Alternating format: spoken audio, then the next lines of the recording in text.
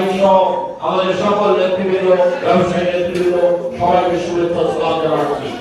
আগামী 12ই ফেব্রুয়ারি নির্বাচনে এই গুরুত্বপূর্ণ আসনে আমাদের চেয়ারম্যান তারেক রহমান সাহেব প্রত্যেকটি এলাকায় স্টাডিং ও চিনির সমস্যা জাতির সামনে তুলে ধরেছে।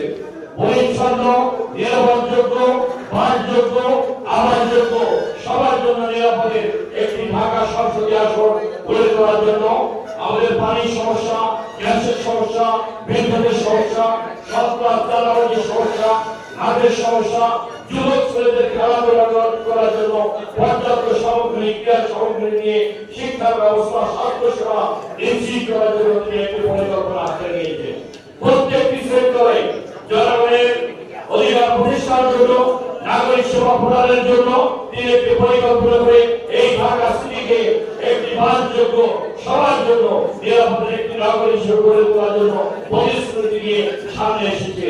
আগামী নির্বাচনে আপনারা তারেক রহমানকে দেশের কল্যাণে, মানুষের কল্যাণে, সারা বাংলাদেশের মানুষ, সংখ্যাগরিষ্ঠ মানুষ ধানের শীর্ষে ভোট দিয়ে ধানের শীর্ষের প্রার্থীকে জয় করে তারেক রহমানকে আগামী দিনে রাষ্ট্র পরিচালনায় দেশের মানুষ সেই সুযোগ সৃষ্টি করে দেবে।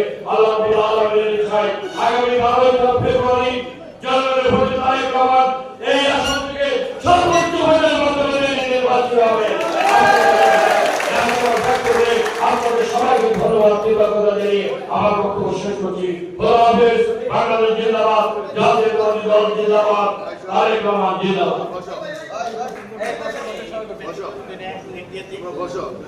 একটু ব্যক্তিগত নিয়ে মনের বক্তব্য আছে বিএনপি জাতীয় নির্বাহী কমিটির সদস্য, মহিলা দলের সাধারণ সম্পাদক সুন্দরবনের সাবেক এমপি।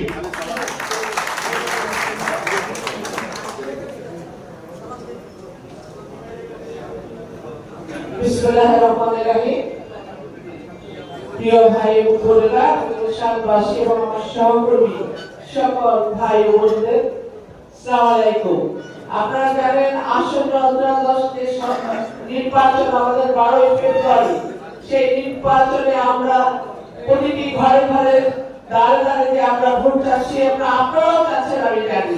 আমার একটু দেরি হয়ে গেছে অন্য জায়গায়, যে যার জন্য আমি বক্তব্য রাখবো না, শুধুমাত্র বলতে চাই সেই নির্বাচনে আমরা যেন বিপুল ভোটে বিজয়ী হতে পারি। আমি জানি